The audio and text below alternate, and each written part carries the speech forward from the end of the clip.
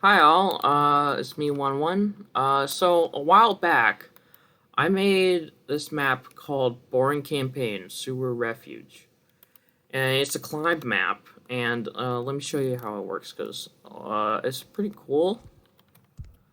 So you start off in this box, and you have to punch out this enemy to get a weapon. And the whole premise, the whole challenge of the level is you have to fight off, you have to get through all the enemies to get to the keys to get to the end. And the catch is, if you die, all the enemies reset. So you have to do the whole level in one go, like a traditional shooter like Quake or Doom or something. And I think this is a really cool kind of pseudo game mode that I'm gonna call campaign. It's a campaign climb map, and I'm gonna teach you how to make them. So, what differentiates a boring campaign climb map from a boring climb map? Well, I'd say that the one thing that differentiates it is the reset circuit.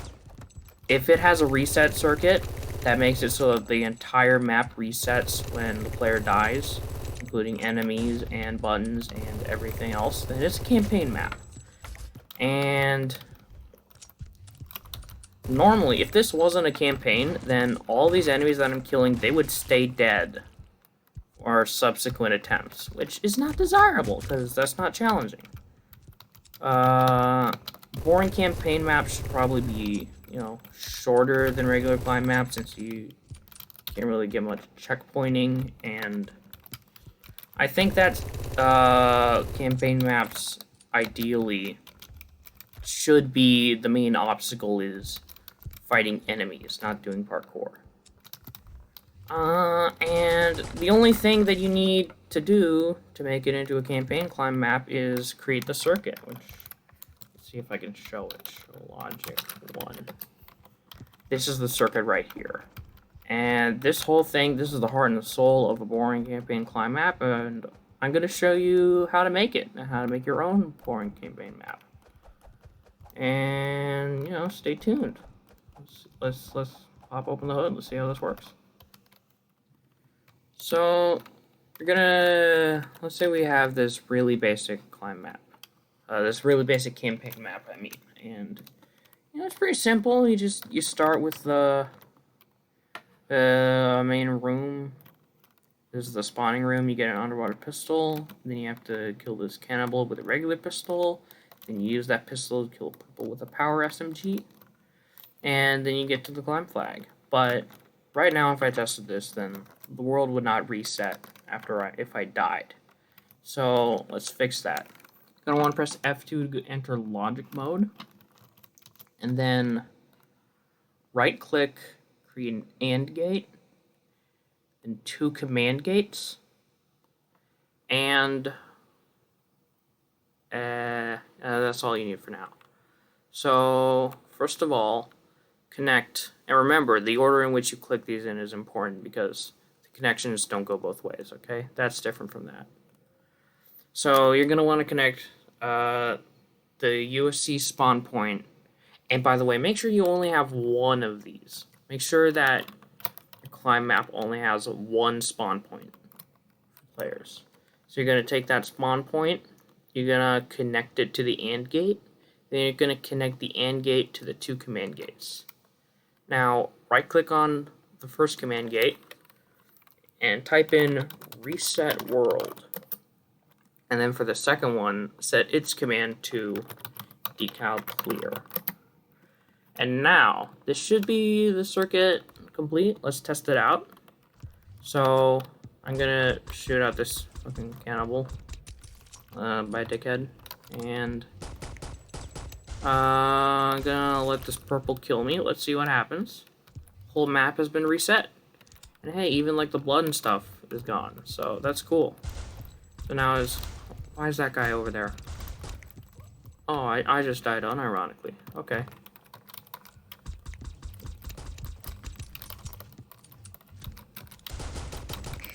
Oh. Yeah, you can also just do that. Alright, so the circuit works. Oh, skin. see what I got. Wow, that sucks. Alright. So, you know, this is the bare minimum you need to make a map, but, you know, how do you make the rest of the map? Well, the heart and soul of the map is going to be the reset circuit, but the meat and potatoes of the map is going to be the enemies. So, let me add a new enemy just to show you how to do it. So, first of all, you're going to look for the enemy in the assets. Should be under hazards. Yep. And, you know, place it. And right-click it. And now you can tamper with settings.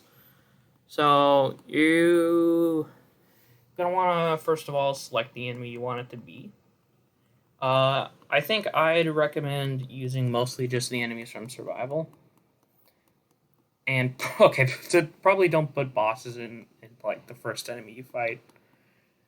But I think importantly, I don't know if you should use the zombies from Zombrains, because I think when I was making the map, I wanted to put zombies in, but there was some reason that I decided not to.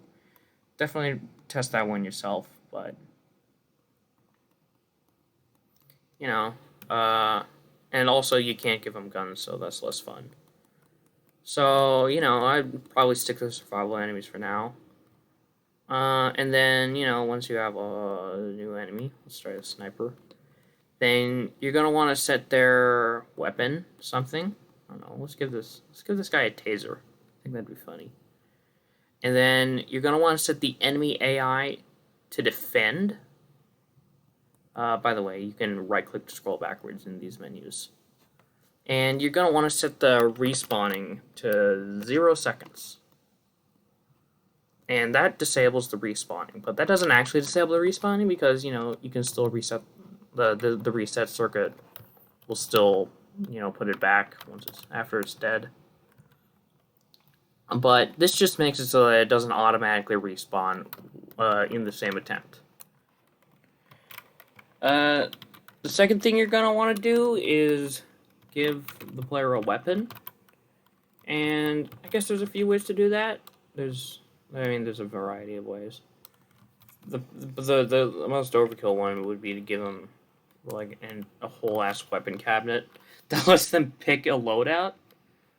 You know, just like the normal way. But you know, maybe you don't want to do that. You don't want to give them access to every weapon in the game. And also, you'd also have to prevent them from just coming back to get ammo and replenish themselves.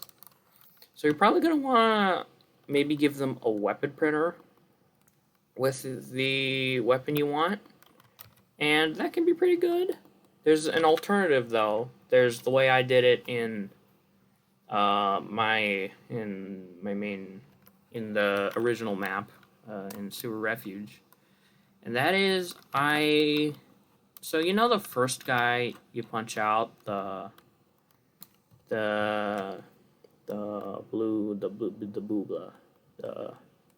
blue soldier with the long SMG. That guy's deal was, instead of setting his enemy AI to defend, I set it to deactivate. And what that means is, this guy wouldn't react to what you were doing, so you could easily punch him out as a free kill. And then you just get, oh my god, that guy's strong. Okay. The advantage of doing it this way is, you might have noticed, the long SMG has a lot less ammo than it should.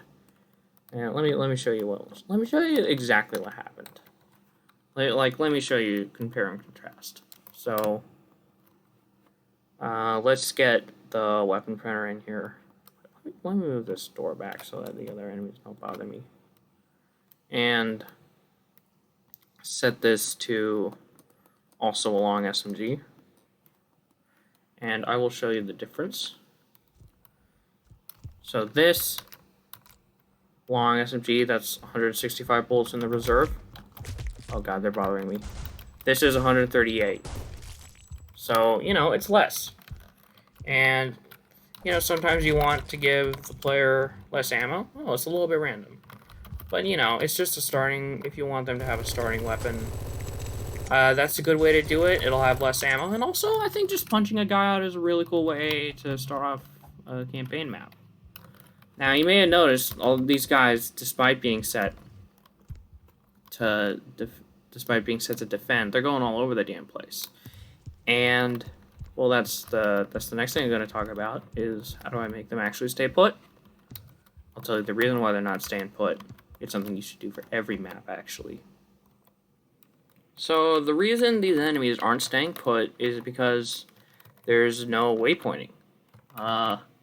Defend mode makes them pathfind towards...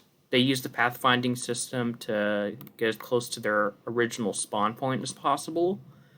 But, you know, the way that Boring Man AI works is that if there aren't any fucking waypoints in the map, then, you know, the enemies just go in a direction forever. So you are going to want to waypoint your map, even if you don't need your enemies to wander around the map and, like, use pathfinding to hunt down the player. You don't have any choice. You're going to have to add waypoints anyway. So the way that Spaz in the official map seems to do it is he holds down Alt and he just places the waypoints at waist level. Hold on, these are too high, I think. I think they should be level. I don't know. He hasn't really explained exactly how to do bot waypointing, but I think just putting them at waist level anywhere anywhere in the level that players should be able to walk. I think that's a safe bet, so let's try this out. This guy's on defend mode, right? Yeah. So let's try this. I think this should work. Let's see. Yeah. They look like they're defending. They're moving around a little bit, but yeah. This all seems good. So yeah, you meanie. So now I didn't even have to deal with this purple until I found him. So yeah, waypointing, and you know, not only should you do it, do you have to do it for a campaign climb map? Yeah. By the way, you have to do it for every map you make. If you're making just like a regular map, you have to add waypointing. You have to add bot waypointing, or else it sucks. Add waypointing. It's easier than you think. And, you know, just add waypoints to your maps, my dudes.